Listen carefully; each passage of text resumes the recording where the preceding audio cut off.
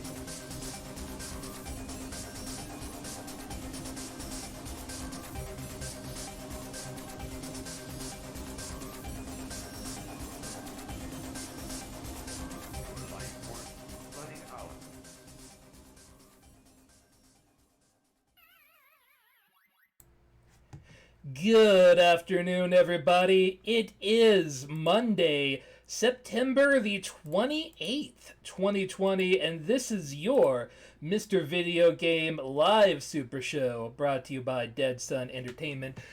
Boy, it has been a week, and by it has been a week, I mean, it's literally been 7 days. I am Slacker Kite.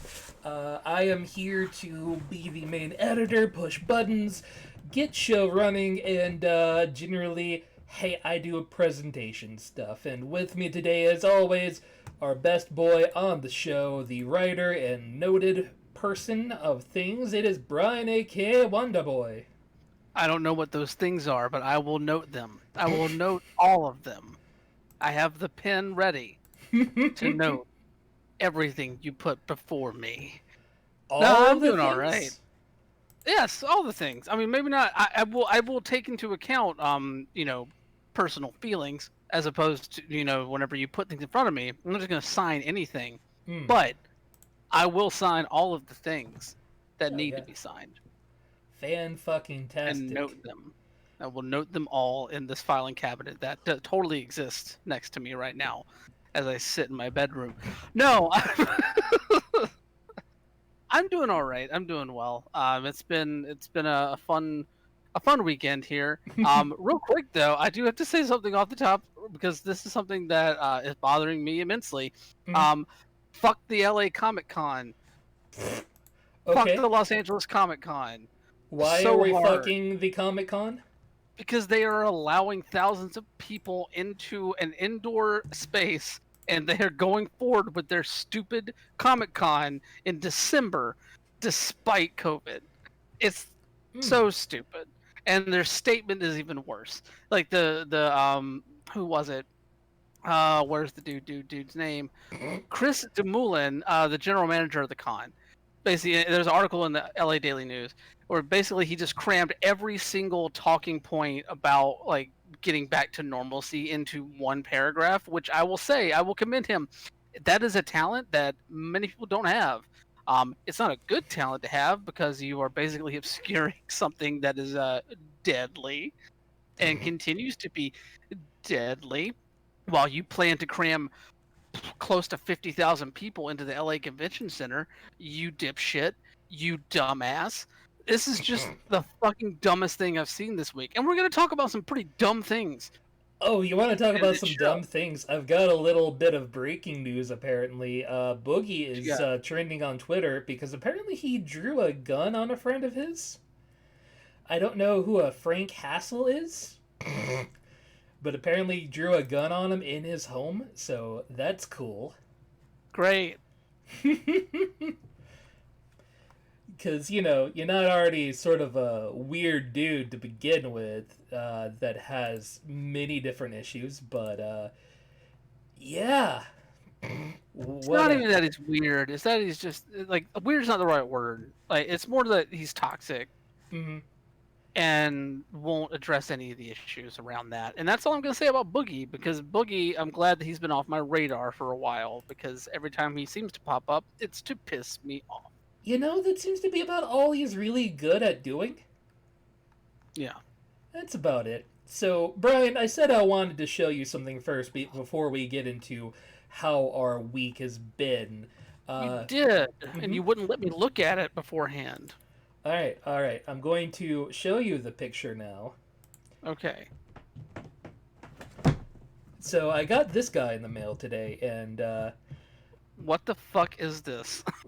earlier in I the see a year, Bridges logo. yeah, this is the Good Smile Sam Porter Bridges, the Great Deliver, Um, and I can't get it to all stay together in one piece. So it's the most real to life gaming experience you can possibly have with Sam Bridges. did you put him on top of a snow-capped mountain and let him roll down I while should. grunting? I should, but I thought you'd get a kick out of that, so just wanted to go show you that first. I mean, it's cute and it's cool. It's a bummer that it won't stay together because that does look like a fun little collectible to have. Um, but I'll yeah, no, fix it later, but I was just yeah. fucking with it earlier today, and just like the pieces don't quite congeal together because there's so many of them and they're little tiny pieces of shit. Which Now all you is, need is a Jeff Keighley to go alongside it, so that you can put that one in a bunker and bring him. What was it that you kept bringing to him in the game? I can't remember. It wasn't anime. That was somebody else. It was. I can't remember. I don't remember. It's been so long now. Yeah. Just so very long. So, It was some kind of magazine, Giant Pie. You're on the right track. I just can't remember what it was. yeah, Oh, it was a Ludens. He was Ludens fan. He wanted all the Ludens shit. that's right. Yeah, bring him all the Ludens stuff. But that just means you have to buy a Ludens now. Yeah. So you're just gonna have to keep investing to Just get the keep full dropping Death all the Stranding money. experience out of this. Yeah, Uh, that's the racket. Lady Marilyn will be in as soon as her current call is done, just so all of the peoples need to know. So, Hooray! yeah, so we'll be getting another voice into the chat shortly. Meanwhile, Brian, I understand your week. You've actually had time to do things. I have a bit. I've played some stuff, and it's been fun playing stuff. Yeah. Um, yeah. So I guess last week kind of teased it, but I played some more Spellbreak. Okay. As I was downloading. Well, I guess I played some Spellbreak because I was downloading that as we were on the show last week. And for those that aren't familiar with Spellbreak, it's basically battle royale but wizards. So like you go in with one elemental gauntlet, which gives you an elemental power, whether it be like ice, fire, earth, wind. I think there's electricity, and then there's acid. So Mm-hmm. like and you can choose which one you go into the game with, and then throughout the game, as you kill other people or explore the world, you can find a second gauntlet to equip, so you can be dual wielding stuff. And a lot of the effects of the spells that you have interact with one another. So like, one of my favorite ones to do when I was playing was I would throw out a wind tornado. I would summon a wind tornado on somebody, and then I would throw out fire, Mm-hmm. and the fire would start circling in the tornado, become a fire tornado. Oh. Yeah, or like you could also do that with the toxic stuff, like if you or the acid. So you throw a tornado, or throw your primary acid spell out there, and it becomes a acid tornado. And there's a whole bunch of different ways you can mix up stuff. The abilities that makes it really really interesting and really deep in that way. Mm. And it's just been fun to mess around with and just experiment with a whole bunch of different stuff. Like it doesn't feel like it has the same like gravity whenever you go into a game as opposed to like maybe jumping into like PUBG or Apex, where you feel like I need to survive, I need to survive. It's been a lot easier for me to actually just take time to learn stuff. It Heck just yeah. doesn't it just doesn't feel as tense, but it still has a good amount of tension because of the style of game that it is. Um, so yeah, like I've had a blast with it. And you know, the only real complaint I have is that it's really hard. There's no real visual tell for whenever you're outside of the circle as it's closing. like obviously there's a mini map, and the mini map you can see if you're inside or outside the circle. But like something in Apex where like, the ring that's closing turns everything orange. So if you're like in the orange section, you're outside of the zone. Or even like in Hyperscape, whenever you see like the different pieces of the city start to disintegrate and fall away, like where that boundary is more so, or whenever you're inside of that zone. I found myself multiple times not realizing that I was running back out of the circle when playing this, outside of whatever, I would suddenly start losing health, and then I would realize that, oh, I ran out of the circle and booked it back in. So that's really the only complaint I have, is that there's really no visual representation of that, and it can be a little bit of an obstacle whenever you're learning the game. But once you learn everything, it becomes a whole lot easier. I am very interested to jump back and play more of this. And I would be very intrigued to see if to play this in a squad, because you can play solo. I think solo, duos, and squads. So with squads, of course, 4, I think. So yeah, I really dug it. It's free on multiple different places. That's the other good thing. It's a free game. It's free battle royale, which I'm glad that a lot of the battle royales are going that route now. And I think all of the stuff that in-app purchases are cosmetic only. So yeah, it's been fun. I really like it. Nice. Mm-hmm. Anything else going on in the life of Brian, or? Well, yeah, I mean, a couple other things. So I also got a chance to play a new game from a publisher, Quantum Astrophysicist Guild. They sent me over code for a game called Breakpoint. Ooh. Which Breakpoint basically is it's basically a Housemarque game, if that if that tells you anything. It's a dual stick shooter, but it's not a shooter. It's melee combat. So yeah, so basically it looks a lot like Geometry Wars. You're a triangle with a charge meter around that. Every time you kill an enemy, a ping gets added to your charge meter. Whenever your charge meter fills up and you kill an enemy, it releases that charge into like an AoE that kills a number of enemies around you, and it just keeps cycling. And the way you kill enemies, your triangle basically has different melee weapons. You start off with an axe, and as you kill enemies, they drop more weapons. So you can get like a heavier axe, which has like a slower swing. There's swords that have like a wider, faster swipe. There's a spear that I really like. Actually, I really like the spear because it just basically juts out at further length whenever you're hitting things. And then there's a dagger, which does that, except it doesn't do the stabby bit, but it does a much quicker slice. So you get more area without as much of a reach, but a bit of a quicker area attack there. It's got a lot. It's fun. It's challenging. It's hard. I spent about an hour or so with it today, and I did not top 5,000 points. Because you get 3 lives and just one hit kills. So like any good dual stick shooter. So I liked it. It seems like it would be a fun game to go back to. I think it's available on Steam right now.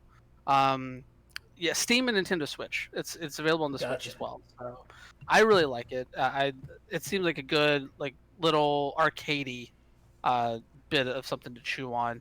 And then of course, the third thing that I played of note this week, I jumped into Crusader Kings 3. Because I want to not have any time for myself anymore. No, I joke. No, Crusader Kings 3, we talked about it a little bit a couple weeks ago because it was our Mr. Video Games because of the Tony Hawk Pro Skater mod, which I did install. I haven't played it yet, but I did install the mod.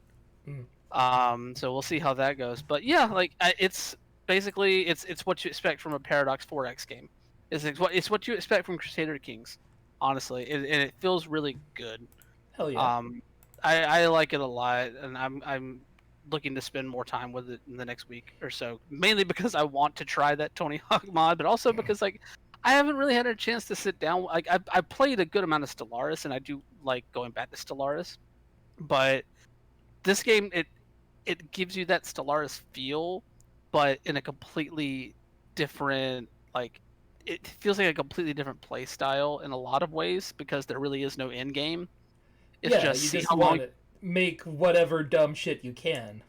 Yeah, you just wait for the story to unfold and keep trying to make sure that you have a member of your dynasty to keep it going as it goes, as people keep getting, you know, backstabbed and murdered and dying and all this other fun stuff in the good old like Crusades era Europa.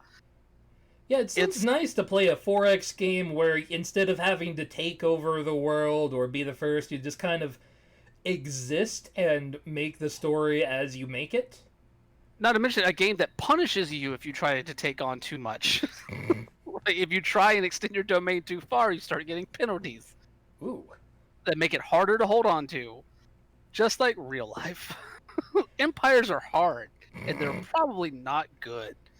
That sounds Be exciting. content with what you have. Be content with what you have. Also, Genghis Khan will not attack other skaters. Of course he won't. He knows skaters, they bond together. They belong together. Scatolateral succession. All day, every day. Because I'm literally a one-trick pony, I finally finished, quote-unquote finished Hades. You may not be surprised, but even when you get the ending in a roguelike, it still keeps going. To me, it feels like there must be more. Now, maybe, through further gameplay. I got the ending, but it doesn't feel like the ending, which leaves me in one of two places. Like, I looked up a few things online, because, hey, I have to, and, it doesn't sound to me like really this, everything gets resolved in the ending. Which is fascinating, because it means one of two things. Either there's more to be found that people haven't dug up, or the other thing is, this is a roguelike. What happens with roguelike? You add more content. And, that's a common stay amongst popular roguelike. And considering some information we'll talk about later, I think this is pretty big for Supergiant Games. I know basically everyone in the world has a copy of Bastion at this point, but Hades has been a pretty big seller. So we'll talk about that. And I believe we both tried out Xbox Cloud this weekend and had different feelings on it. Yes, we did. I'm curious to get your take, because, like, from what you were telling me, like, you were saying that Stadia might be doing it better right now, which is Stadia an has odd been sentence. doing it a lot better than what I got out of Xbox Cloud. So I tried it out, and first things first. Apparently, the Xbox controller, when I link it to my phone, decides that every button is assigned something in the the Android UI. Oh, fun. Yeah, so I literally can't hit the B button because it takes me back to the last thing I was doing and drops me directly out of Xbox Cloud. But that even being said, I got through like maybe 5 minutes of after party just playing it on that, and the stutter was so bad I couldn't play it. Which is something I've never had a problem with Stadia. Huh. So, like, at this point, and I have tried so damn much to find ways to get these things both working, and gotten, like, nothing so far. So, at this point, yeah, I'm going to have to give my props to Stadia. At least I had zero problems out of the box, like I'm having with Xbox Cloud. That's interesting to hear, because I didn't really have any issues with stuttering per se. I mean, like, I mainly tried out 2 games on it, just to kind of get a feel for how the performance was. First one I tried was Dead Cells, because if you were going to give me a service that is going to, like, deal with latency and that sort of thing in the correct way, Dead Cells is a good test. Yeah. And Dead Cells felt really good.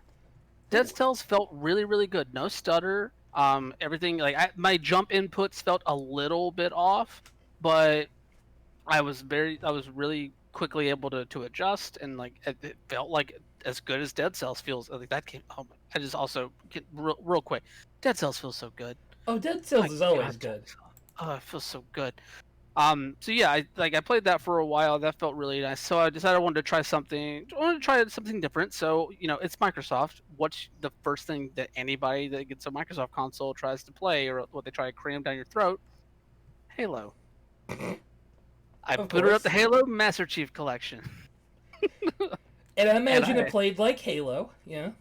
well, funny you should say that. I booted up Halo, the original Halo Combat Evolved, Mm.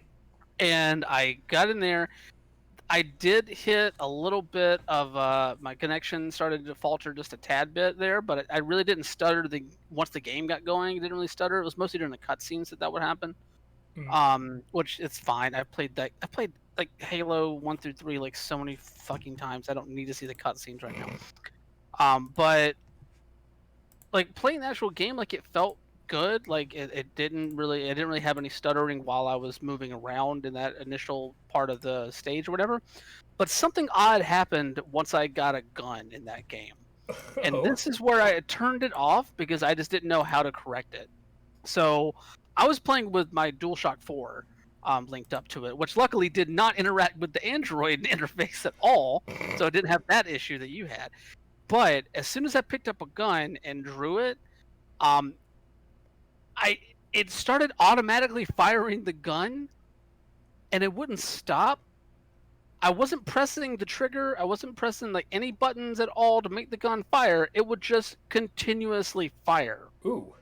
So I had to like just move the reticle in the direction of whatever I was fighting at the time, and just try and hope that I would find more ammo. And like literally just wait for like, okay, I'm just gonna run through every clip I guess right now. But yeah, like it registered that I was firing at all times, and I did not understand how that happened. I know Halo Master Chief Collection has a reputation for being buggy as fuck. I know that they have done a lot of work on that collection as well to make it not that much, to the point where I think a lot of Halo fans actually are content with the product. So I don't know what caused that bug, but as soon as I saw, I'm like, this is some dumb shit. I'm gonna ride this out until I get like frustrated or just can't do this anymore. And that was rather quickly. I can So only imagine. yeah, so I kind of let xCloud be. I'm like, all right, I think I'm good for right now. I might come back to this and try some other stuff. I want to see how Mortal Kombat runs on my phone. I want to see how that experience is. I want to see, but no, like, it was all right. I was on. I feel like I was way more impressed than you were with it. And obviously, I think it worked better for me in this instance. So I don't know, and like, it's still early on, Yeah.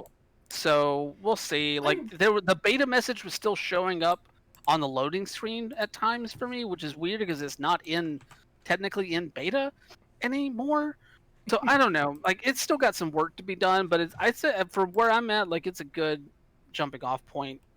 So I liked it. Yeah, it may be worth a try for other people who maybe don't have a Samsung Galaxy 10, because I think it may be, the phone interaction. And I did get one person on the Samsung message board like, yeah, we've seen these things before. They're usually fixed in the next patch. So just wait a month. And I'm like, okay. It's not like the xCloud is going anywhere, so we'll see where it goes then.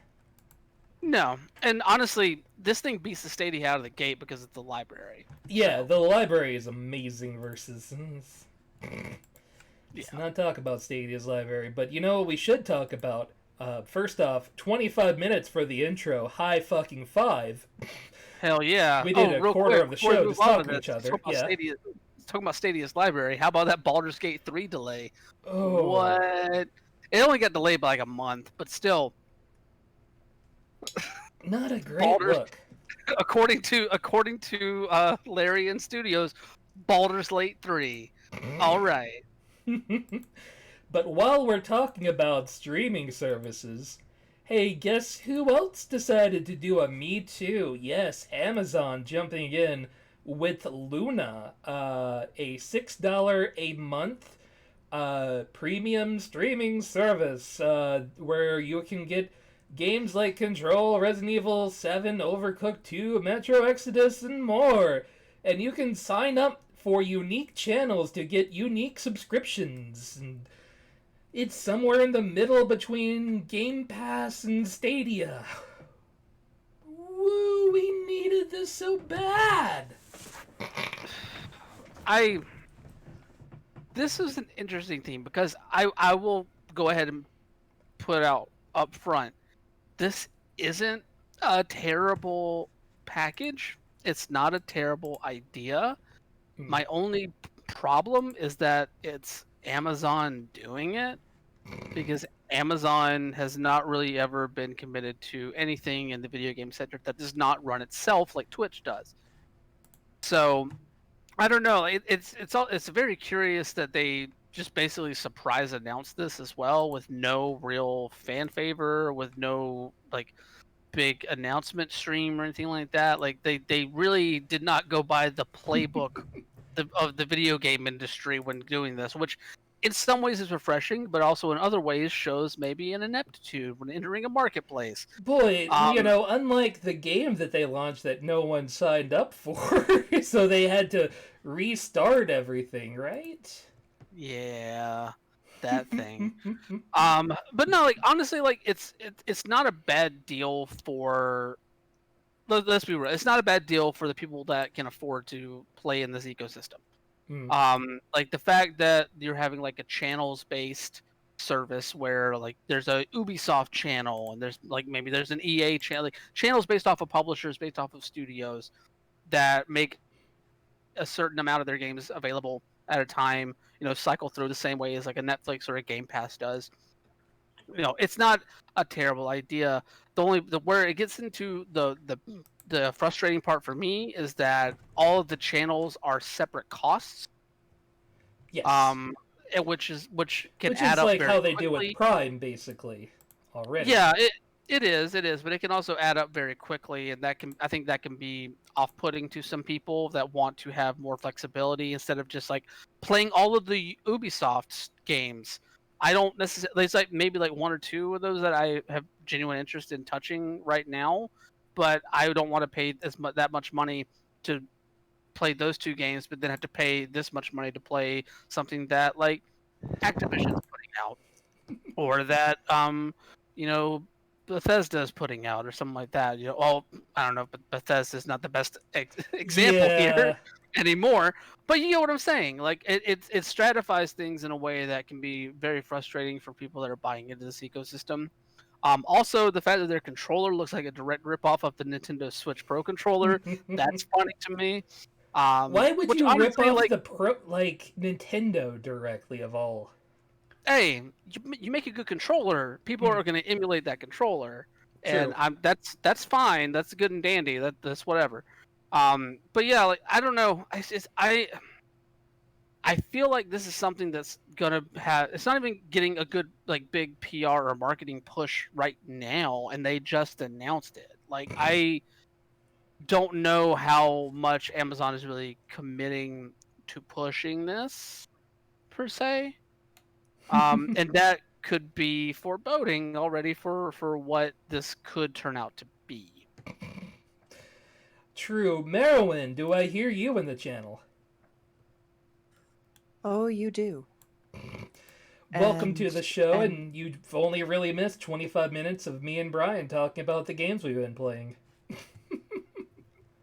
Well, I'm glad to hear I haven't missed anything. And hey, Josh, buddy, thanks for the sub. Yeah, no, today has been fuck this. Just fuck this. It's a you Monday, want to dump right? on Amazon to feel better? Fuck Amazon. Yeah. Not that they Fuck want Amazon. us to please don't take down our channel. Thank you, Amazon, but also fuck you. Hey, we speak truth to power on this show. Thank you very much, Jeff Bezos. Eat my dick. Anyway, that being said, the other point I wanted to make real quick is that this is good for major publishers. This is good for AAA studios. This is probably not a good avenue for a lot of indie developers. this does not seem like it's something that's going to really support indie developers in a really healthy way. Like, I don't know what the revenue splits are going to look like for being included on here, or really, like, even if there's going to be like an indie channel on here that you could do. Like, it's just it seems like a very odd infrastructure for supporting independently developed titles. It seems much more easy for like the EAs and Ubisofts of the world. Yeah, this is definitely going to be a AAA pushing machine, if it pushes at all. I don't see how this is really worth fucking anything to me. First off, you're talking $5 a month, and you don't really know what you're going to get with it. Like, yeah, their launch titles. Don't get me wrong, what they've already mentioned so far, they're great. Probably worth $6 a month to play these for now, but you have no idea what they're going to look like in the future. The channels that are talking about, as you said, all AAA companies, more than likely. Like, maybe there might be. Why am I blanking on their name? The one with the E3 conference. Anyway, fuck it all. Sony, No. Square Enix. No, the ones with the good E3 conference. With the guns and the Oh, violence. Devolver. Devolver, yes, there's my brain going. I could see a Devolver channel taking place, but that's the most indie you're fucking getting. Well, even they have kind of like transcended indie in some ways as a publisher. You know, True. like they are very much like in the spirit of indie, but like in terms of the size of that company now, like they're more like, I would say a I don't want to subscribe to the fucking A model here, but like they're a double A Yeah, in terms of their publishing capabilities right yeah, now. like them and Tiny Build are about on the same level, I guess. I put Devolver above Tiny Build at this point, Oh but yeah, yeah, for sure. like, yeah, but you're on the right track there, I think. So yeah, another company to get your monthly money checks coming out. Here's where the first thing that popped in my head when I saw this announcement. I now can pay $6 to play Control. I can pay $6 for 1 month, and I can play the fuck out of Control for that 1 month because I haven't had a chance to touch it yet. And then I can not pay that $6 anymore because I played the one game that's out there that I want to play. I have to wonder if it comes with the bonus stuff, right? The Alan Wake stuff and I doubt it. oh, that would be a shame. That's at least the first expansion was really fucking good too. But hey, while we're still in the world of cloud streaming, Doom Eternal has been marked for coming directly to Game Pass October the 1st. It is a fucking hell of a good shooter. I say that with literally no pun intended, but that came out of my mouth anyway, so I'm sticking by it. It is so fucking good. There are parts that, as I said before, bothered me, but if you have Game Pass, give this a play, because it is worth your time. Yeah, like this makes sense. Like they bought Bethesda. Bethesda's games are ZeniMax. They bought ZeniMax. Yeah. The games under ZeniMax going to be coming.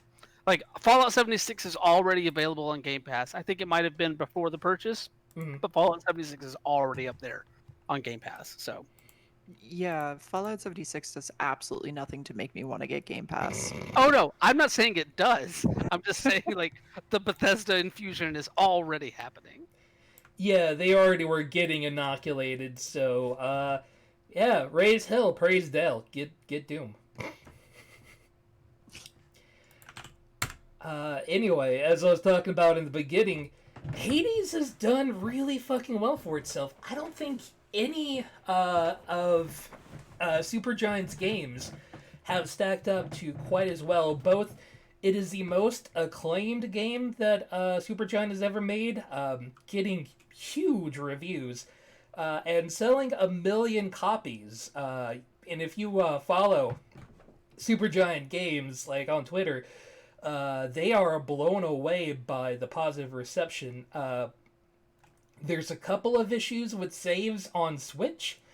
but I haven't seen it. I've been playing the shit out of it on Switch, and it's so good. Uh, and seeing, like, I've even good many streamer friends of mine have been playing Hades. Those that aren't playing Among Us, and it's been beautiful for me to be like, hell yeah. I am the biggest fan of Supergiant, and it's just great to see them doing well. Yeah, like this is stupendous for them. Like that, like you said, like every game they put out, in my opinion, has been a banker so far. And while I haven't really had a chance to touch Hades yet, it's on my short list. um, but no, I'm really glad to hear that this thing is selling as well as it is. I'm also glad to hear that Hades is as horny of a game as it is. Yes. Oh god. Yes, And yeah, also I think right now a lot of the rest of their back catalog is on sale. yes, it is. So, yeah. Yeah. The only game that I really can't give a huge recommendation to, and it's still good, is Pyre. It's fine. It's just not a gem like their other games. Yo, don't do that to Pyre. Pyre's really good. It's really good, but like I like everything Pyre. else they put out is S tier perfect gaming, and then Pyre's an A. I'd give it an A, but like I don't fall in love with that game. The gameplay loop gets a little repetitive.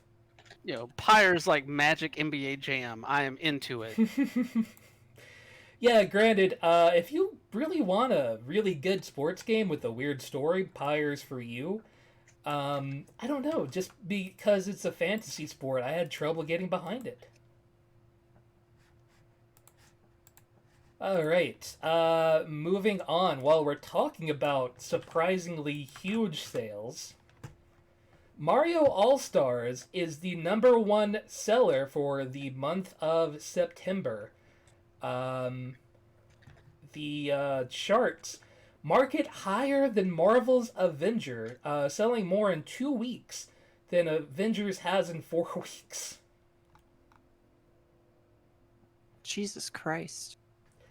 I don't know if that says to how beloved 3D All-Stars is, or how embarrassingly mediocre the Avengers game is.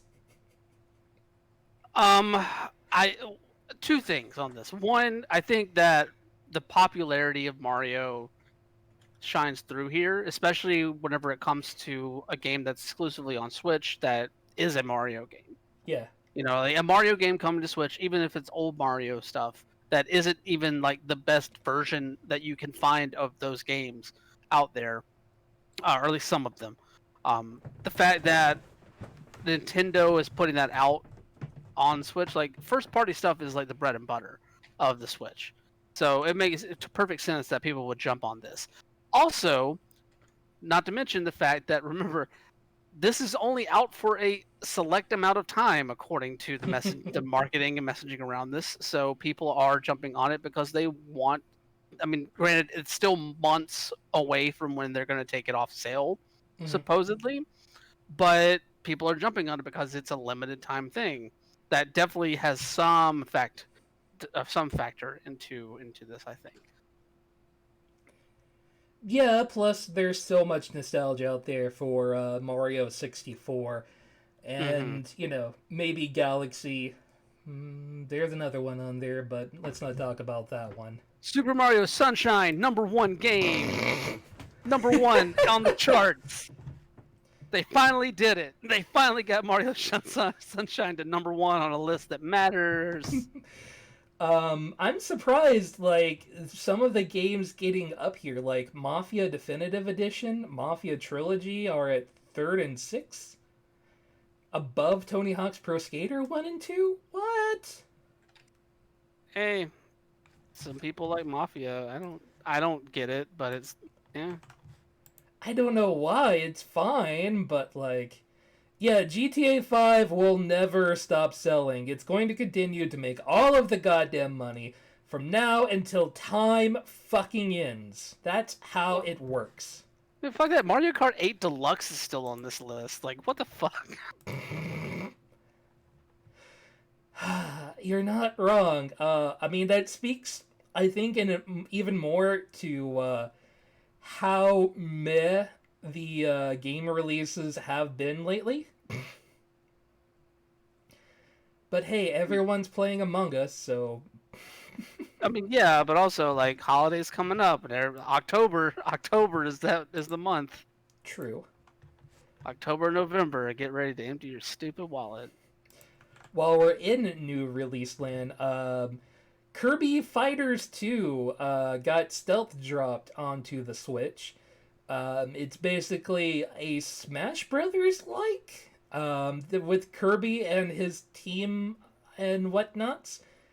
I don't understand the reason this game exists, to be perfectly frank with you.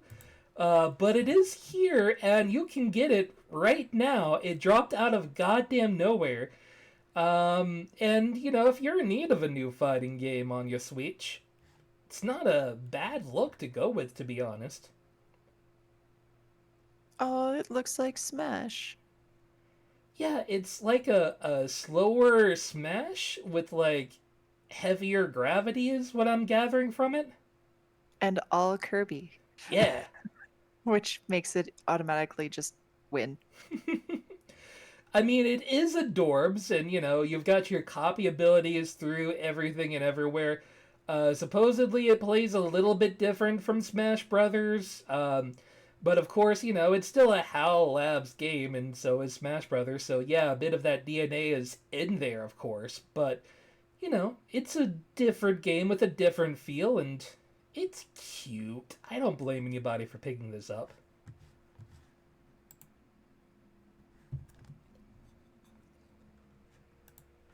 Yeah, the combos do look pretty nice in this, and it looks a little bit less, you know, less random chance of winning than the actual Smash Brothers. So you make a point, Josh. You make a good point.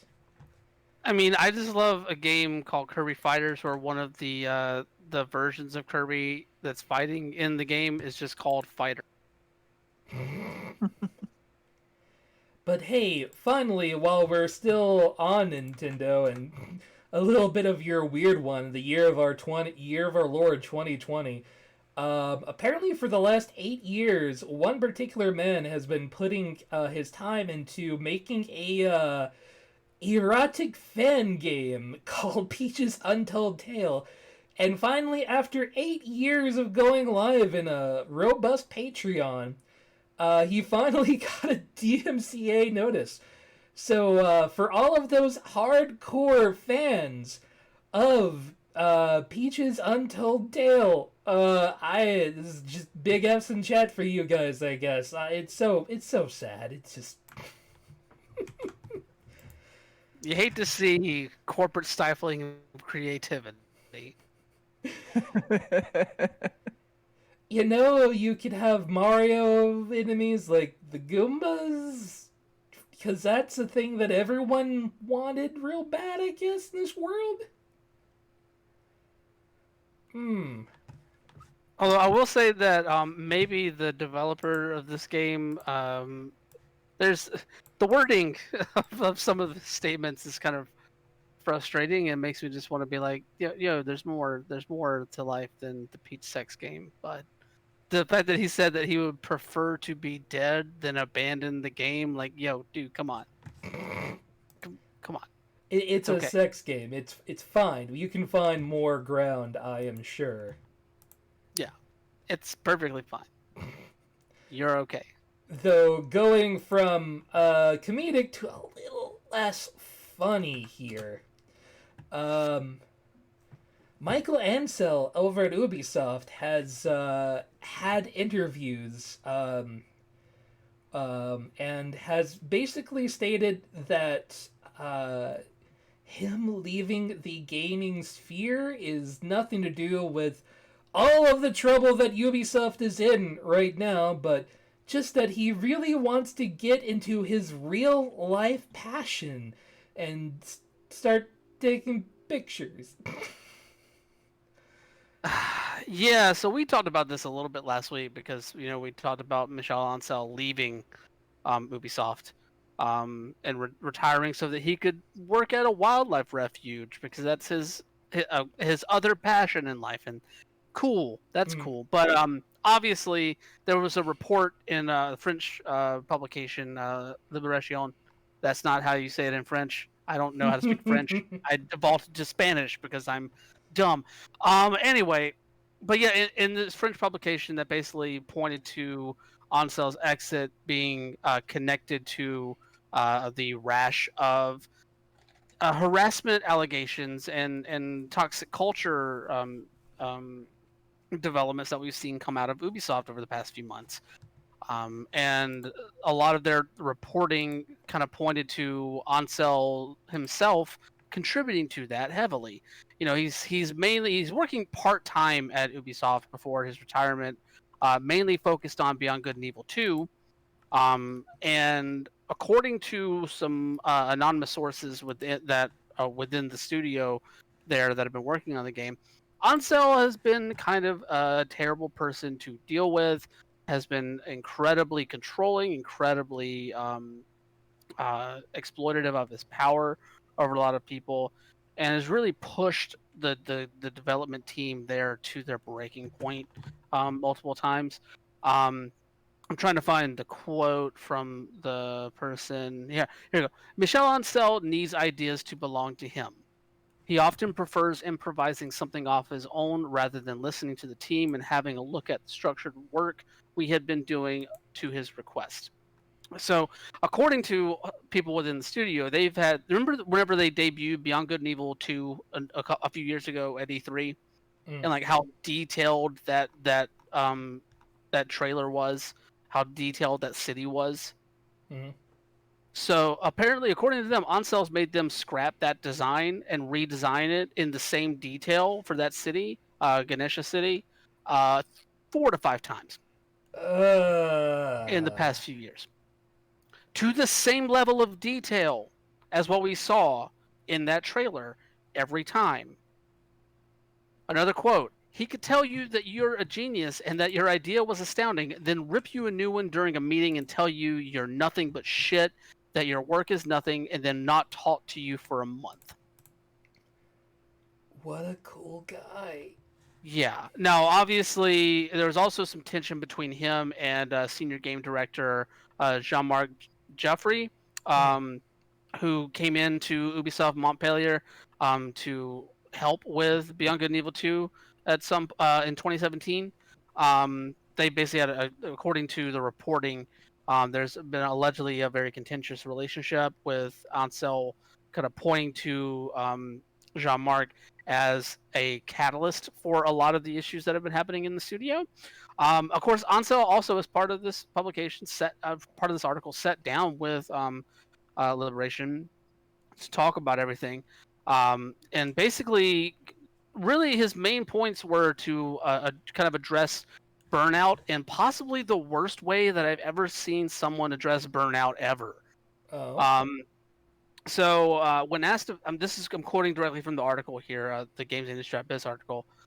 When asked about the burnouts, he said that some were not prepared to face a project of this scope, adding that he suffered too, and that their quote were people who were sad, unquote. If you want, we can work on the terms. For me, this sadness can be very deep, of course. The fact that a person is burning out is terrible. Of course, if someone stops a project after years working on it, it's a part of their life that disappears. I'm not depreciating that, but you have to consider the context of such a creation, its ambition, its complexity. Maybe that's what should be questioned indeed. Maybe we shouldn't do it. It's flying too close to the sun. But we signed up to put ourselves at risk, and taking risk is burning out, is being upset, and so on. People don't see the pain behind projects, but it's a real pain. You are right. Because we're passionate, we work insanely long hours. We give everything, and we're extra sensitive. I have all the more empathy for these people that I am part of the team too. So that's him addressing burnout amongst his crew that he apparently has been verbally abusive to for the past few years. Great. And also, we should note that the reason why Ansel, for what he says, what he gives as the reason for him retiring, is that he's exhausted. So clearly, Ansel is dealing with his own burnout. And let's also not forget that Ansel previously left Ubisoft a number of years ago after his work, after working with I want to say he worked on some of the Assassin's Creed stuff, and he ended up leaving after some of that for frustration or some reasons. I'm not sure. I might be mixing up people there. Don't quote me on that. Negate that. Negate that whole little part there for a second. Either way, Ansel retired because he was exhausted. Um, great way to address burnout amongst your crew. And then of course, as soon as the article went out, he went to Instagram and began basically just fake newsing everything in it. Sure. Yeah, it's basically he basically said that the journalists that were working on it were like concocting information, that the anecdotes from people from the sources within the studio were made up. See, the news from Liberation contains fake information revealed by few people who want to destroy me and the projects. This can't be done without me fighting every single line of that news. I've offered the journalist the opportunity to take enough time to look at all the mistakes. Let's see what he will do. Fuck Michelle Ancel for that alone. I'm sorry. Like, look, you sat down for the interview. You talked to this person. You gave your side of the story. The people that have been working in your studio, supposedly, allegedly, gave their side of the story. Like, you can't come out here and just be like, "Oh, that's all fake, made up," blah blah blah. Whenever like people are putting like they're telling their stories about this, it's really frustrating to see how dismissive he is, especially whenever he also referred to the journalist's methods as violent. Violent? And yeah, like the quote was, "I asked Liberation to question itself about the violence of its methods." Yeah, basically Sure. saying that they're just using this story so that they're using this incident and tying in his exit to the greater Ubisoft story so that they can promote this and make more money off of the story, which is fucking frustrating. Because like, yes, they're going to publish this stuff, and yes, it seems like there's a connection between the two because you and Yves Guillemot have been very close friends, and Yves Guillemot has shown a track record of protecting people that are close to him. True. Case in point, his son running the studio that put out the Rainbow Six game that had the Black Power Fist as a terrorist symbol in it. So like, there's a lot of credible allegations in this story, and Michel Ancel is just trying to wave it all away because he's Michel Ancel. It's really frustrating to see. Hey, when you have money, you don't have to face scrutiny. God. First off, Merowyn, Liberation. How do you Liberation. Liberation? Okay. Liberation. We Sorry, can- guys.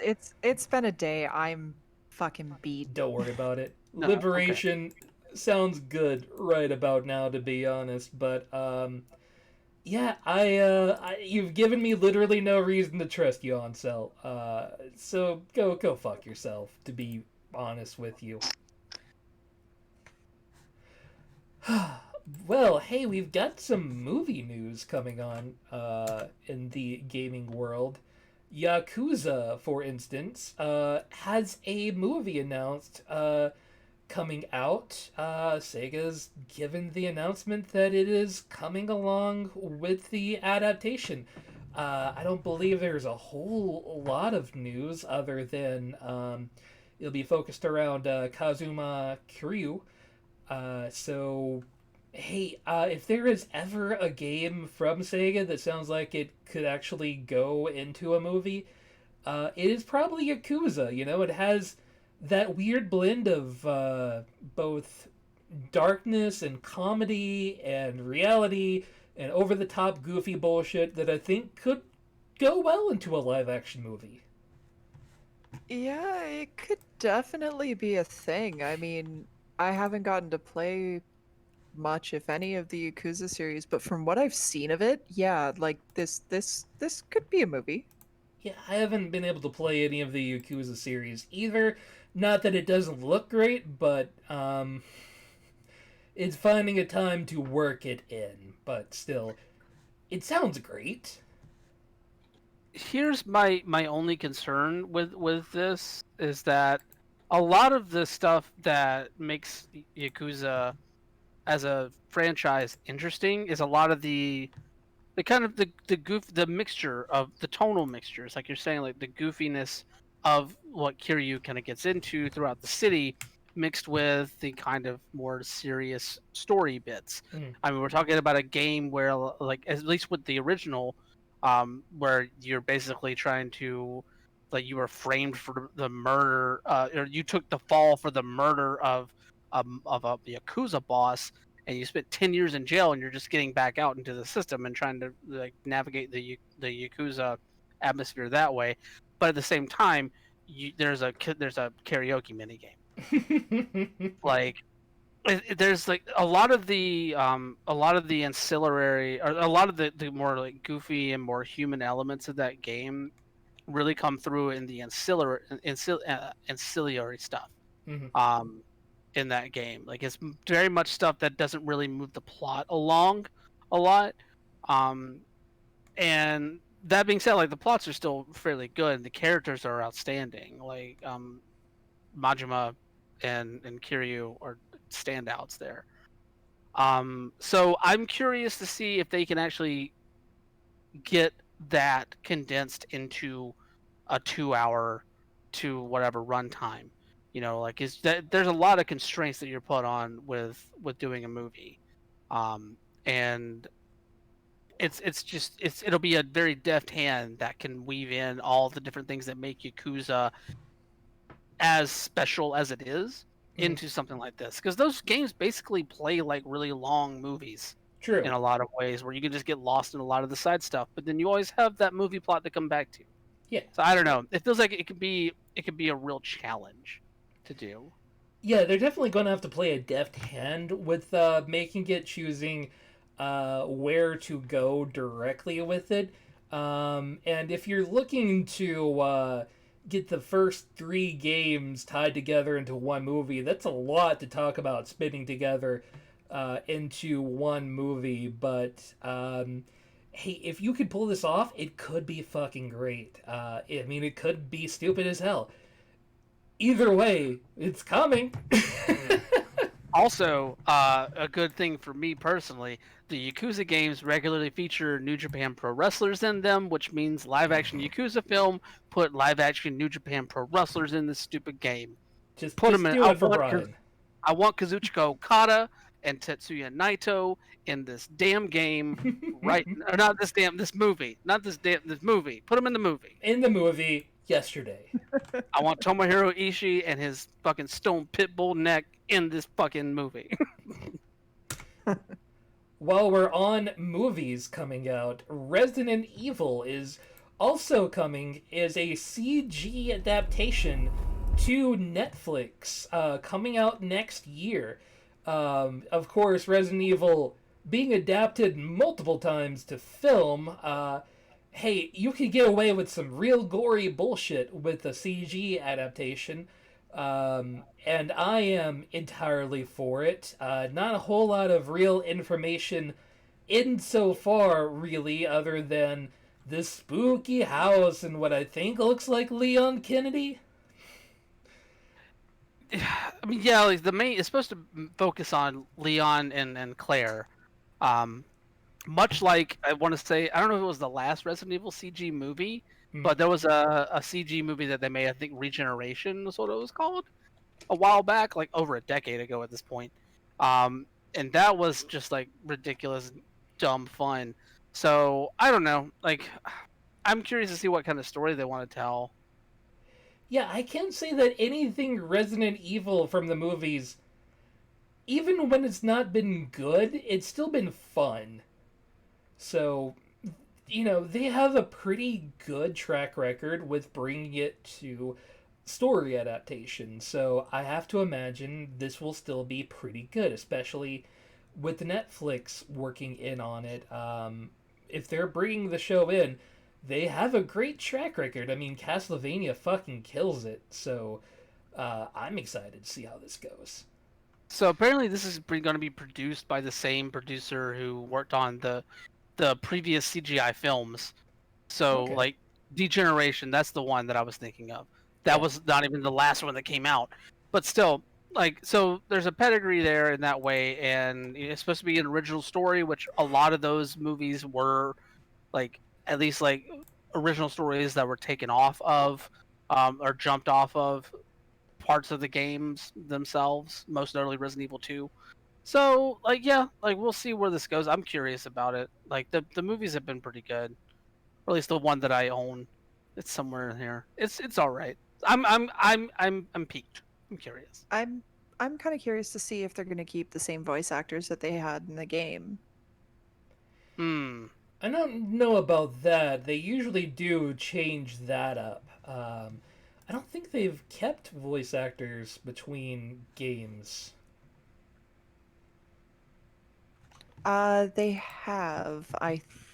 As far as I know, um, Matt Mercer was Leon Kennedy in at least 2. While we're on the while we're looking up things, hey, some breaking cute news, I guess. Noted streamer Northern Lion, first child. Hey, look, it is baby. Oh. Look at it, baby Luna. Aww. Gonna get so many Isaac clears, aren't you, buddy? Yeah. Yeah, so they kept him as Leon in Vendetta, Revelations 2, Resident Evil 6, and Damnation. Okay. So So yeah, more than likely he'll probably reprise the role. it'd be cool. We'll see. I mean, we can hope that Matt Mercer's an amazing voice actor, but I rarely hold my breath with Capcom. Yeah. Yeah. They're notorious for this kind of stuff, and if his money has gone up in cost, yeah, no. Either way, it is now time for our 7th inning stretch, brought to you by Blazeball, the greatest internet gambling sensation ever, and go Wild Wings. I feel bad I haven't even checked to see how my poor Canadians are doing. Well, don't fret, because all the teams are doing the exact same right now, because Whole lot of nothing. Baseball is currently on a siesta for this week. The game band has basically taken the week off to work on the game and come back with some new stuff in there. But that did not mean that we don't have a season to recap, because season 8 is in the books. Of course, we like to get at the most unimportant thing out of the way first. The Baltimore Crabs won their second championship. Great. This year, defeating the Hades Tigers in the ILB Championship Series. It was actually a pretty close contest there. Of course, if Hades had won, we would have found out what Ascension actually means, because that would have been their third championship. And of course, as the bylaws state, or maybe not the bylaws, let me take that back, as the Forbidden Book states, a team that wins 3 championships is ascended along with all of Blaseball. So people were very curious to know what that might have turned out to be, but alas, we won't know yet. But of course, with Baltimore winning their second championship, and for some reason never like losing any of their capabilities ever, we might see that once season 9 gets underway next week. So who knows? Maybe some fun stuff's going to happen. So with that out of the way, though, let's get into the minutia of this, because it was a fairly eventful week. Mm-hmm. I would say not as eventful as the Necronut fiasco of a few weeks back. Of course, last season, season 7, we had to deal with the resurrected Jalen Hot Dog Fingers, basically making a number of players unstable and having them become incinerated as part of repaying the debt for being reanimated as part of the lottery pick there. Of course, that ended up with a number of players being incinerated. That kind of switched around this week, because while Jalen Hot Dog Fingers' pitches whenever they hit players, did not make them unstable this time around. They made them flickering this time around, which made them more susceptible to feedback, which meant that a number of players switched teams in the feedback this time around. So a lot of rosters were shaken up. Super high profile players that were moved around in that. But yeah, it was interesting to see, and I don't know if there really is going to be any change in Jalen's the power of Jalen's pitches going forward because of this. Also, the mic decided to show back up because there were these tiny microphones tied to the chart of idols. Basically the players that were ended up in those spots, it was like 6, 11, and 18 on the idol chart at the end of the season, suddenly became voices of the microphone. Yeah, so basically, where was it? I have it written down here somewhere real quick. Yes, okay, so the players that ended up were Non and Six Pack Dog Walker. They were revealed to be, since they were in those spots, they were revealed to be cosmic receivers capable of broadcasting the microphone's messages to the league. And the first message is that the mic is claiming to be Wyatt Mason. Okay, I think we knew that we at least had some ideas it was Mason. It was rumored, but and even with the mic saying that, can you really trust the microphone at this point? But then again, who knows? I mean, Wyatt Mason has some amazing powers, and honestly, I don't know if I want Wyatt Mason to come back. The Wyatt Masoning was terrible in many ways, but we'll see. Also, we talked about the introduction of the monitor, the giant squid that opened up the Hall of Flame, where people could use their peanuts to basically pay tribute to fallen players. I believe at the end of the week that wrapped up with Landry Violence at the top of the tribute board. But all in total, 100 million peanuts were offered as tribute for different players. And apparently that upset the Peanut because the Peanut's back. The Peanut showed up at the end of the regular season. Yeah, we got our fourth strike. Exactly. He said the fourth strike has happened and something is coming.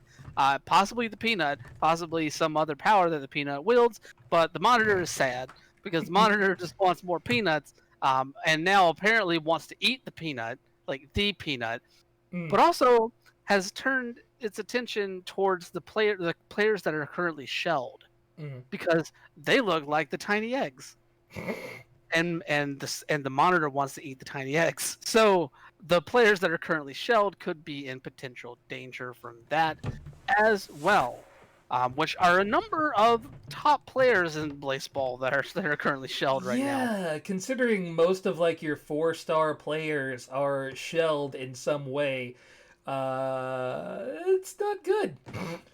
Yeah, including the beloved pitching machine. The pitching machine is shelled at the moment, as well as notable players Jessica Telephone, York Silk, and of course, my throat just went out there for a second, and a number of Baltimore Crabs players as well. Most notably, Axel Troilolo is also shelled as well. So who knows? Maybe some people might be getting eaten once we come back. I don't know because we have to wait an entire week to have this whole thing be settled. The other major thing, of course, we cover here are the elections. The decree that was enacted was the wild card, which takes a random team that is in party time at the end of the regular season to become the 5th playoff team in either league. Nice. We'll see how that works out. And of course, the blessings, the one that really affects any of our teams here, unfortunately, is Travis.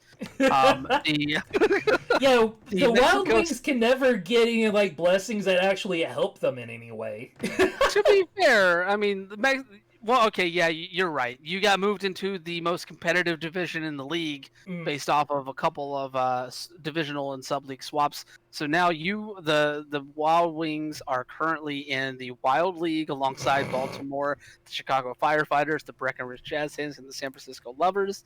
The New York Millennials got moved, and the Kansas City Breath Mints got moved to different divisions to make way for the Mexico City Switches. So that's where we're at. No new election this week because we are on siesta. And as always, the commissioner is doing a great job. Of course he is. Man, I did love it that, of course, and it is all random chance. We had to win 2 different blessings, and the only blessings we won out of the 3 blessings we've ever had was to move us between different divisions and then move us up to the wild high, move us between leagues as well. So we got switched over from mild low to wild low, and then up to wild high from wild low, all in like one shift. So, but my absolute favorite thing last week, a very tiny thing, of course, since we won last week, the championship, 3 of our players were shipped off, and immediately upon shipping Axel to another team, he came directly back to the Wild Wings directly after that happened, as if he just went out there, said, "Nah, I don't like this party," and just kind of wandered his happy ass back into the Wings. So That's how it happens. yeah, our roster continues to be one of the most stable in Blazeball, despite the attempts of the gods. Though they did kill our puppy, and we're not happy. That does remind me real quick. There was a Miami Dale player who, like, basically like forced incineration back on an umpire. Yeah. During this season as well. I can't remember. I think it was Beck Whitney, but I'm not positive. Either way, there's a player on the Miami Dale that you don't want to fuck with. Basically, Blew up a fucking umpire. yeah. Umpire tried to blow him up, said "fuck you," went all anime on him.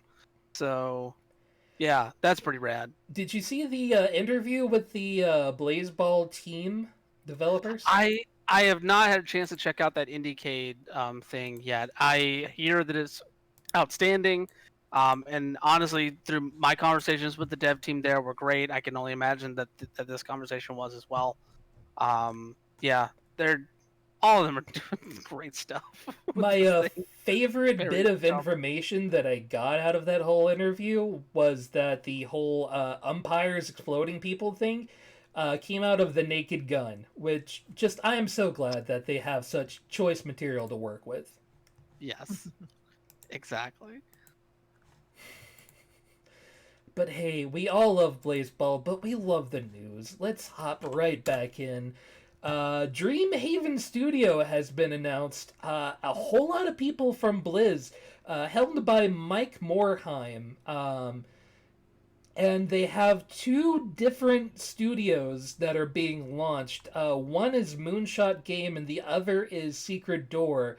While most of these games studios do have people from different places also involved, including Electronic Arts and various other companies, Walt Disney, etc., you're seeing a whole lot of ex-Blizzard employees, and we've been talking on the show about how weird it is how many Blizz people have decided to jump ship nearly at the same time.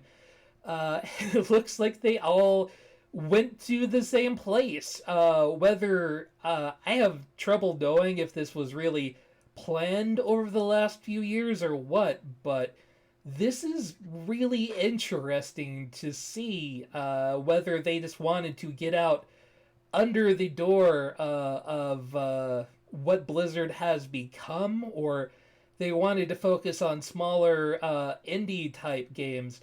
It's really going to be fascinating to see what they make. Granted, this just started, so they haven't really gotten to publishing yet or anything, but this is going to be big over the next few years, I can assure you.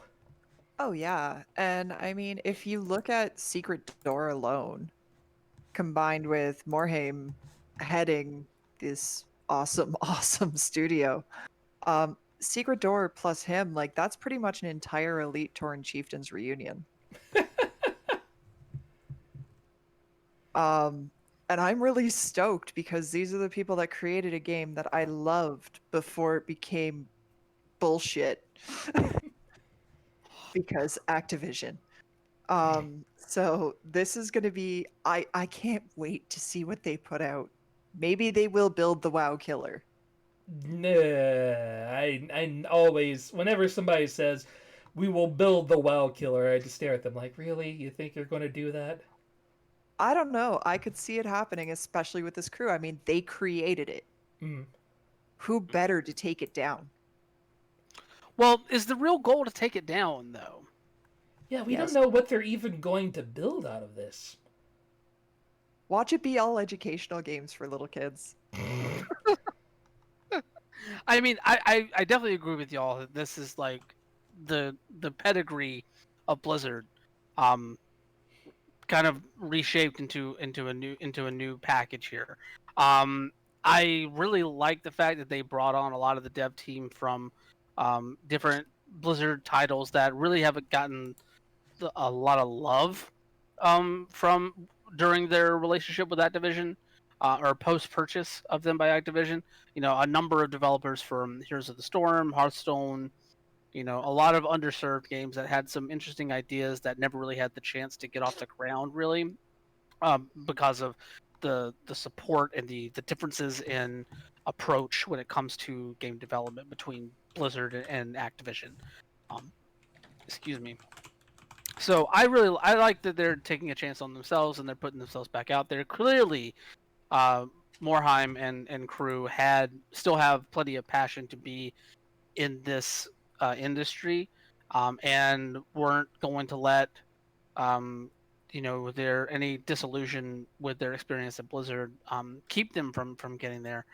I'm very curious to see what they put out first, because the dev team has a lot of pedigree to it, but they're also like all over the place with stuff that they've worked on and stuff that they have experience in.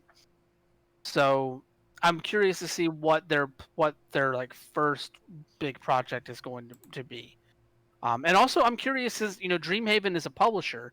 I'm curious to see if they end up like maybe taking on some stuff outside of Moonshot and Secret Door Mm. to publish as well. If this becomes a new avenue for independent developers to have another route to go, wherever it goes to distributing their game and getting it in front of more people, and having a company that has the pedigree of Mike Morheim behind it. So Yeah, I'm amazed that Morheim wants to go back into gaming. Like, after the history that he's had as a developer over so much time, at 52 years old in the game industry, it would be time for most people to say, you know what, I've had enough and retire. But instead, he's founding his own studio. I mean, if you love what you do, you never work a day in your life, right? True. And he's always been super passionate about, let's build a game that can have a community and that we can make people happy with, you know? Fair, fair. So he's going to work until they tell him he's not allowed anymore. And I think that's the case of most of these big names that we're seeing join these companies. They're all in it for the joy of the game. Mm-hmm. They're not necessarily in it for the money. Gotcha. Yeah, I'm totally down with seeing what they have here. This reads like a passion project to me. I mean, for fuck's sake, they name one of the studios a Moonshot, right? It's, named after the idea of going for the gusto, and you could either succeed or massively fail, and there's a lot that could go wrong. So it's a bold name to give your company. So yeah, I'm excited. On the other end of the spectrum, we have the U.S. Navy paying $2 million to marketing company to assist their foray into esports. No! Young and Rubicam, 2 million of your American dollars have gone for Navy branding for esports. No. Cool. I mean, I know that like the military has historically been involved in like actual sports because back when I worked as a concierge, we got swarmed when the Army Navy game came Oh up yeah, for always football. huge. Yeah. But stay the fuck out of my games.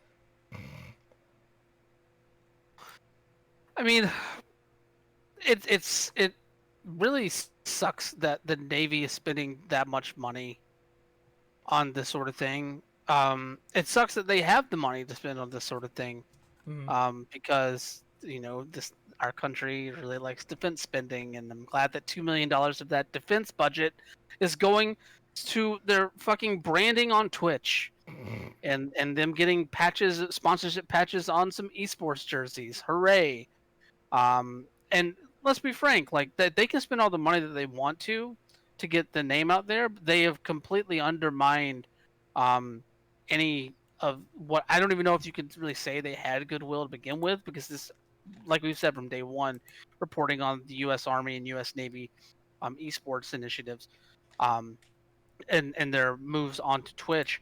Like this has been a recruiting thing from day one. This is just so they can get themselves out in front of younger audiences and make themselves seem hip and cool, and have another avenue to basically recruit, which is really really frustrating considering how they've conducted themselves on Twitch in that time span as well. You know, I will take another opportunity to big ups all the people that are going into those chat rooms and basically reminding them of war crimes that has been committed by the U.S. military, knowing full well that they cannot be blocked or banned because of First Amendment rights. Um, so like this is just incredibly frustrating that they're spending this much money on this stuff, and it really shows that this is an initiative Yeah. to put themselves in front of younger audiences and to keep like trying to bump up recruitment numbers in that way. It's really insidious and gross. Yeah, the whole thing is just fucking weird, and it somehow continues to get weirder every single week, and I don't understand how, but it do. Yeah, and you can even tell like that was that was the main goal, because like if you look at the last paragraph of the story, basically that the success for engagement with their how they were spending their money would basically be tied into how well Young and Rubicon generated leads for potential Navy applicants. Cool. There's no veil on this anymore. Mm. This is what this was. They can't try and explain this away anymore. Like it's there, plain as day. While we're in the land of icky, EA has come under fire again. Surprise. By including FIFA loot boxes information in a toy catalog. Mentioning that the ad listing the 4 steps of playing Ultimate Team, with step 2 being use FIFA points to open packs. So just What? openly celebrating your loot boxes directly in media, meant to sell to children. It's cool. It's great. Ah, God, no. No, no, no. A day of brain melt still hasn't compared to that. Holy shit. Yeah, Yeah. just put surprise mechanic loot box shit directly into everyone's veins. It's fine. Well, the thing that's really like frustrating about that is that was a UK toy magazine where the argument and investigation and fight over classifying loot boxes as gambling mechanics has been much more fervent than in the States. So like EA, I don't know if this was just a miscommunication on EA's part to not realize that this was probably a very bad move to do in the middle of that fight, Mm. or just pure unadulterated brashness on the part of EA to be like, well, fuck y'all, we can still do this shit. Like we don't care what you're talking about. I don't know. Either way, like to do that in the climate that currently is enveloping discussion around loot boxes and these sort of mechanics at the governmental level in the UK is like super just dumbfounding. Uh, It's not even like step 4. It is step 2 of your goal here is to spend your points so you can build your team and then you can play the game. Like, okay, this whole loot box bullshit is starting to infiltrate everything. What's next? Like, when you're working, your paycheck is in a loot box and it's a toss up as to how much you actually get for your monies? Don't give them any ideas. Like, So oh my much. god, I can't. Like, no. No, no, no. It's called a surprise bonus scheme, Marilyn. You have to understand. It's perfectly Actually, legal. it's called working in a restaurant or a bar in any state that doesn't have like an actual minimum wage. That's what it Oh, is. yes. That's what it Yes. is. As someone who worked in bars and restaurants for a decade, where I got paid $2.13 an hour, basically my whole night was a loot box. What's gonna happen? Am I gonna walk out Yeah. of here with $150, or am I gonna walk out of here with 20? Yeah. Big oof Dive. feels. Shout The out Herman dive Cain. The dive bar I Dipshit. worked in, it wasn't so much a toss up, it was guaranteed. You work a 14-hour shift, you might walk out with $20. Oof. Hey, let's convert some bad news into good news. Wait, we can do that? Farmville is dying. At the end of 2020, regardless of what else happens this year, Farmville will finally be dead. The servers will be taken offline December 31st, 2020. Oh my god, finally. The 5 billion friend requests I got for fucking Farmville. I am so happy to see this shit dead. I know that Facebook games have died over the years and all of the bullshit interactivity is gone and that they're not pushing this annoying ass shit anymore. But seeing Farmville finally fucking dying brings hope to my dying, decaying heart. Fuck Farmville. Jesus fucking Christ. So It so should be- much Sorry, go ahead. so much bullshit is actually dying at the end of this year because you figure Flash is also finally dead as of December 31st. Yeah, that's part of the reason since Farmville is entirely a Flash game. Ah, I forgot about that. Good point. Mm-hmm. What if I told you that that there's two very subtly slid in details in this announcement by Zynga that might pique your frustration a little bit? Oh no. Oh yes, please. I need to rage. Bring it. So, even though the game is dying on December 31st, 2020, in-app purchases will still be available up until November 17th. So you still have a good 6 weeks to spend all your money in Farmville that you want. Okay. Also, they're launching Farmville 3 What? on mobile. What? Farmville 3 Look. is going live at some point in the near future. Look, as long as No. every day that I turn on my fucking phone or computer or whatnot, I don't get fucking spam from, hey, your friends want you to play blah blah blah. Fuck you.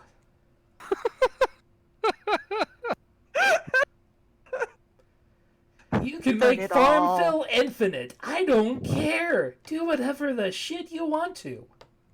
Farmville Infinite. Will that be a steampunk version set in a far-flung alternate future? What comes out first, Farmville Infinite or Halo Infinite? Yes, they're the same game. That's what's going to happen. Oh, so you mean then Farmville or Halo is going to merge with Slime Rancher Yeah, you're going to to create go out there. Farmville Infinite. You're going to murder the horde, and you're going to use that to grow your crops. That's how it's going to work. It's going to be a fucking beautiful game. It will be Game of the Year 2072. Yikes. Can you tell we're all a little salty today? Jesus Christ. Salty who be never. Always. So hey, after the amazing job that Among Us has randomly done in becoming the streaming game of September out of fucking nowhere, it has decided to pull back its ideas of making an Among Us 2 and just make Among Us 1 a better game, which, given what's currently going on for them right now, I don't fucking blame them on the slightest. So they are going all in on Among Us and making it a better game. Hopefully, it doesn't end up being a flash in the pan and it pays off for them. But hey, I'm glad to see a little company like Innersloth doing so good right now. And fuck yeah, get that money. Why does this feel like the season of the indies? Because the AAA publishers can't get their shit together in the middle of COVID. Also, have you seen the launch lineups for the new consoles? Like, there is a def that's not the right word, but I'm sorry. A I'm dearth? like, yes, there we go. Thank you for saving me in my verbal hell. There's a dearth of major releases right now.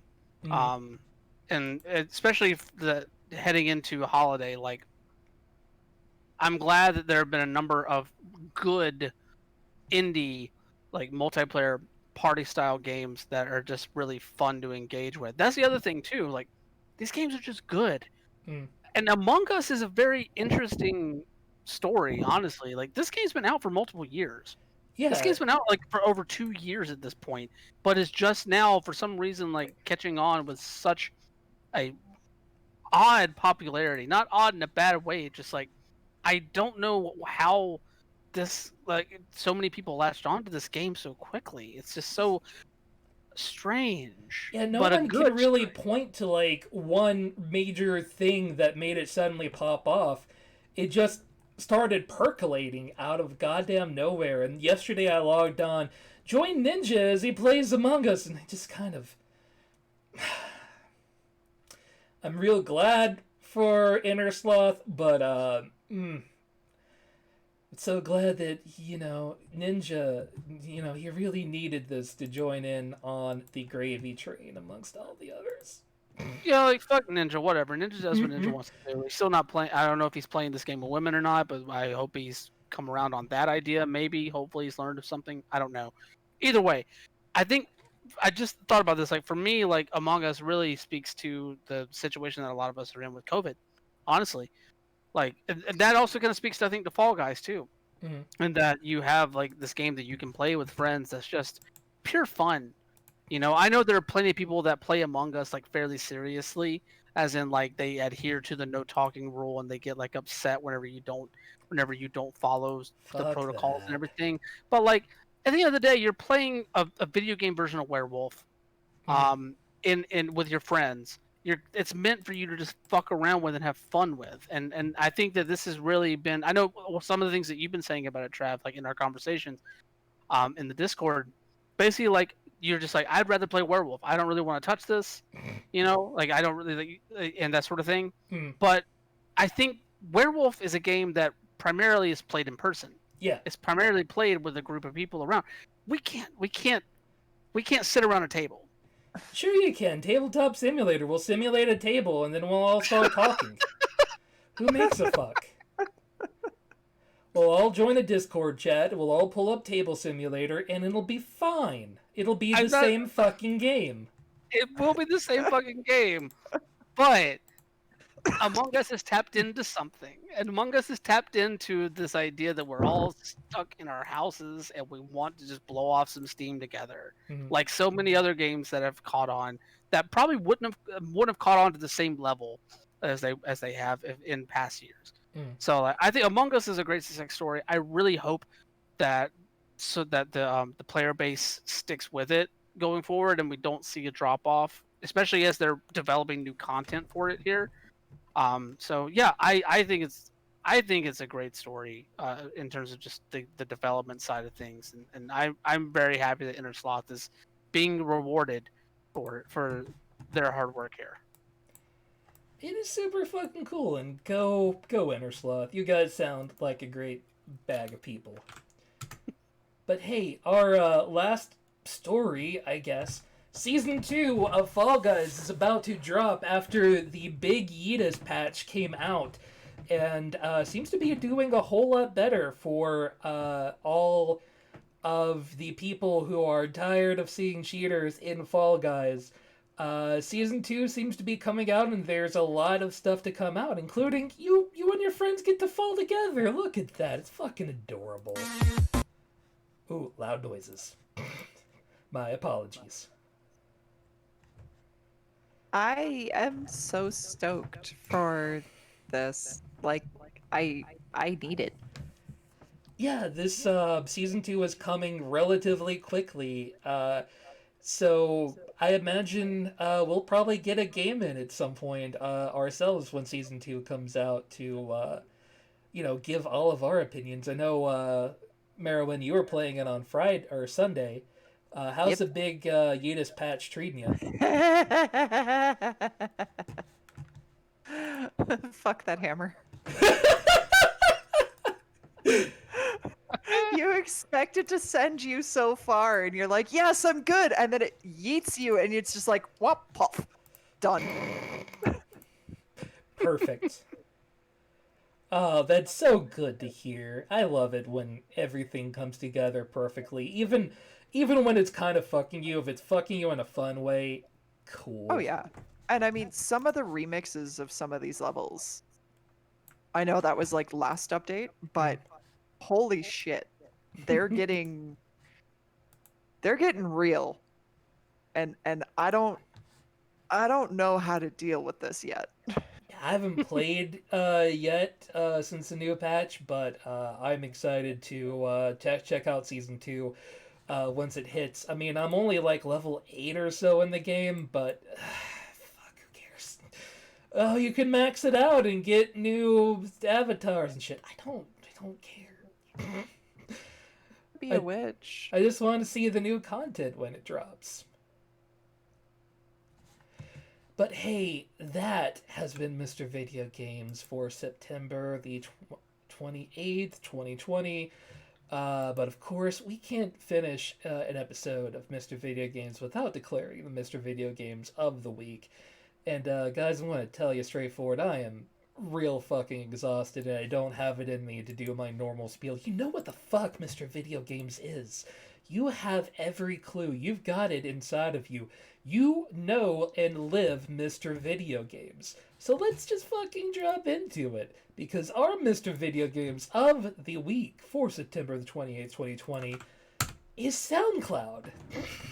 That decided to go out and get itself banned from Twitch.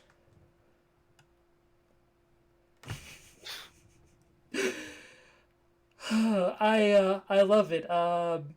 From what we can tell, I don't believe it was in relation to them using other people's sounds, but the fact that SoundCloud itself can't keep copyright down and whatnot enough to keep everything together is just goddamn amazing. And that's video games right there. This big giant forking corporation. Pardon me, I've been watching season 4 of The Good Place, but yeah, they can't keep their shit together long enough to have a whole Twitch channel. So there you go. So I have a little bit of updated information on why this might have happened. So according to Slasher, noted esports newsman, according to a representative for Twitch that he spoke with, SoundCloud's ban was a temporary ban for sexually suggestive content and violations of our nudity policy. What? Wow, good. There's Good no job. confirmation on what exactly that means or what SoundCloud did to incur that temporary ban, but according to Slasher, he's heard from some sources that might have been some risque dancing on the stream. Yet again, you would think a giant fucking company like SoundCloud would know, hey, you guys, they don't like the titty on Twitch. Maybe we shouldn't be doing this, yeah? But here we fucking are. I mean, who knows? I mean, the thing is, like, it's so hard to really tell because Twitch's policy on sexual suggestive themes and what they deem nudity is so odd. Like I remember a little while back, there was a wrestling company, Impact Wrestling, that ended up getting a temporary ban on Twitch because of a segment that they did with Rob Van Dam and his girlfriend, where basically they were just making out and like covered in whipped cream, and like she was in like a bikini or something. It was not tasteful, mind Yeah. you, at all, because ew, don't really want to watch that. But at the same time, like they did that on their stream on Twitch, and got hit with a ban like that. So, who knows? It all depends on like how Twitch defines these sort of things. And Twitch, as we know, is notorious for wavering in those definitions. Yeah. Knowing So, what Twitch is up to is a week by week basis, so. yeah. But hey, that has been Mr. Video Games for September the 28th, 2020. I think we'll be back tomorrow. We still haven't figured out what we're actually going to play tomorrow for the stream, but Yeah, we need to figure that out. if you guys Yeah. have any suggestions, give us a drop. Yeah. Ugh. Let us know, kiddies. I know what I'm going to play before we stream. I'm going to be playing Working Simulator and trying not to beat my head against my desk. Don't kill your clients. Yeah, don't do that. I can't kill my clients. They're thousands of miles away. Screw your I clients, mean, just don't I've hurt tried. I have certainly tried with my clients. Hey, Brian, you got any final words for today? Climate change is real. Yeah. Just want to reiterate that because it's currently in the 80s outside. It's in almost October in Portland. Eat a dick. But outside of that, follow me on Twitter at WonderboyOTM. You can find my writing, most of it at outsports.com. Check my Twitter for other stuff that might be coming down the pipeline. There also, I host a queer wrestling podcast, LGBT in the Ring, every Thursday. That goes live on the Outsports Podcast Network. Just search Outsports wherever you get your podcasts, and it'll be there every Thursday. Fun, in-depth interviews with queer people in the pro wrestling industry, as well as reviews of shows that highlight predominantly queer and marginalized communities at pro wrestling events. Always fun. Also, I am very excited to dig into the Crusader King's Tony Hawk mod. That I am going to play that and report back because Yes. I need to make sure that the lineage of my skater in the Middle Ages is preserved, and that the kingdom is not defiled. Also, as I said at the top of the show, Genghis Khan will not attack a fellow skater. Marilyn, any final words this evening? Okay. Let's see if I can get through all of this. I'm back again streaming on Sunday. I hope, provided I haven't died because work is eating my brain. Just keep an eye on Discord and Twitter. Don't forget to love each other from a socially appropriate distance. I will get that right one of these weeks. Wash your hands, be the change you want to see in the world, and for the love of God, just be cool. Thanks everyone for coming by. Gelverin, Josh Komar, John Borg, Giant Pie, Nomi, all of our other friends are people who come in and listen on the casual and don't join into the chat. We love all of you. Of course, you've got the YouTube channel with Seba Jippy Games. All of our tweeters and the Discord that we speak on are in the doobly-doo information if that is a thing you want. We'll be back tomorrow at 8 p.m. Eastern, 5 Pacific, to play some game. We'll figure it out by then. If we don't figure it out, fuck it. We'll play more Fall Guys. I don't give a shit. I don't make the rules anymore. Thank you all for coming. Have a good night and a pleasant tomorrow. Bye.